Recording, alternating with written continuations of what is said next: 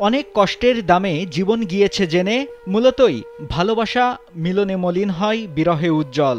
কবি হেলাল হাফিজের প্রতিমা কবিতার এই পংক্তি যেন মোতার হোসেন মানিক ববি আক্তারের জীবনেরই প্রতিচ্ছবি। বিয়ের মাত্র ১৪ দিনের মাথায় মোতাহার ফেরেন কর্মস্থলে। এরপর বিডিআর বিদ্রোহ, তারপর জেলেই কেটে যায় ১৬ বছর।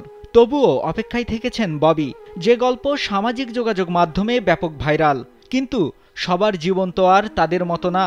মুদ্রার উল্টো পিঠও দেখলেন আরেক বিডিআর জওয়ান খলিলুর রহমান। ১৬ বছর জেল খেটে বাড়ি ফিরে দেখেন স্ত্রী চলে গেছেন। খলিলুর মায়ের কোলে ফিরেছেন দীর্ঘ ১৬ বছর পর। একমাত্র ছেলেকে ফিরে পেয়ে মায়ের কান্না আর থামছেই না। তিনি জানান, ছেলের ফেরার আশাও ছেড়ে দিয়েছিলেন, তবে বিনা দোষে কারাভোগ ও বিডিআরের চাকরি ফেরত সহ ক্ষতিপূরণ চেয়েছেন সরকারের কাছে। পাগলের মতো ছিল আমার একটা ছেলে, কি বলবো আমি, কথা বলতে পারি না। একটা ছেলে, স্বামী নাই, তার বাবা নাই, তার ভাই নেই, আমি কি বলবো। আমার একটা ছেলে শোনার জন্য আমি ফিট হয়ে পড়ছিলাম, আমি পাগল হয়েছিলাম, বেড়ে গেছিলাম। আমার ছেলে 18 দিন আমাকে কথা বলে নাই।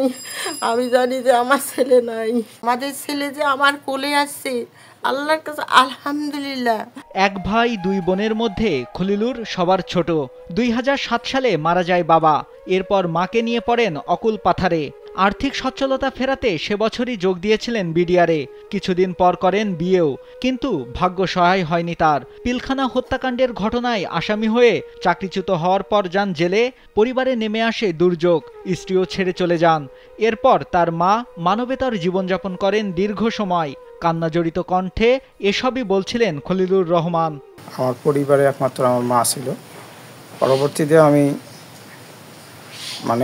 বিয়ে করি।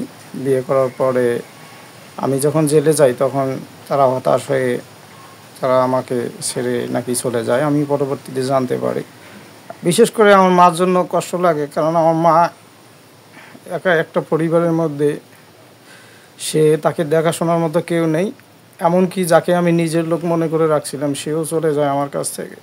তিনি আরও বলেন, কোনো কাজ নেই, সংসার চলবে কিভাবে জানেন না। তাই সরকারের কাছে তার আবেদন, মিথ্যা মামলায় হারানো চাকরিতে যেন তাকে পুনর্বহাল করা হয়। বর্তমান আমাদের মানবিক সরকারের কাছে আমাদের একটি চাওয়া, সেটা হচ্ছে যে আমরা যারা আজকে নিরীহ বিডিআর, এখন আমরা যারা বের হয়েছি এবং আরও যে সমস্ত নিরপরাধ ভাইরা রয়েছেন, আমরা প্রত্যেক ভাইদেরকে আমরা মুক্তি চাই এবং প্রত্যেকের পুনরায় চাকরিতে পুনর্বহাল করার জন্য আমরা সরকারের কাছে অত্যন্তভাবে রিকোয়েস্ট করছি। খলিলুরের ফেরার খবরে স্বজনরা ও এলাকাবাসী ভিড় জমাচ্ছেন বাড়িতে। ক্ষতিপূরণ, মামলা প্রত্যাহার সহ চাকরিতে তাকে বহাল রাখার দাবি জানান তারাও। আমার যাও হয়, যাও কান্দাকান্দি করি আসলো, কষ্ট আসলো, এতদিন কষ্ট কাটালি, আমাও কাটাইনো, সবাই কাটাইনো, আমার দেখশোনা করি, তাই কান্না করি থাকি সব সময়। খরচ নাই, হেঁটা নাই, সেটা নাই, এলা আমার ভাতি দিয়েছে আলহামদুলিল্লাহ। 16টি বছর পর সে ফিরে আসছে, তার চলার মতো কিছু নাই, তার মা নিয়ে সে কি করবে।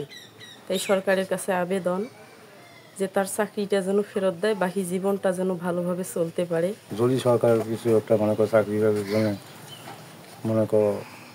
উপকার করে, তাই ফ্যামিলিটা একটু ভালো করে চলবে। তো সে তো আর কিছু করতে পারবে না, সে কিছু করার মতো সে আর নাই। খলিলুর রহমানের বাড়ি লালমনিরহাটের কালীগঞ্জ উপজেলার দলগ্রাম ইউনিয়নের জিবেরহাট এলাকায়। ২০০৭ সালে বিডিআরে চাকরি পাওয়ার পর ২০০৯ সালে পিলখানা হত্যাকাণ্ডের বিস্ফোরক মামলায় ১৬ বছর কারাভোগ করে গেল ২৩ জানুয়ারি জামিন পান। নাইমুল হাসিব, কালবেলা।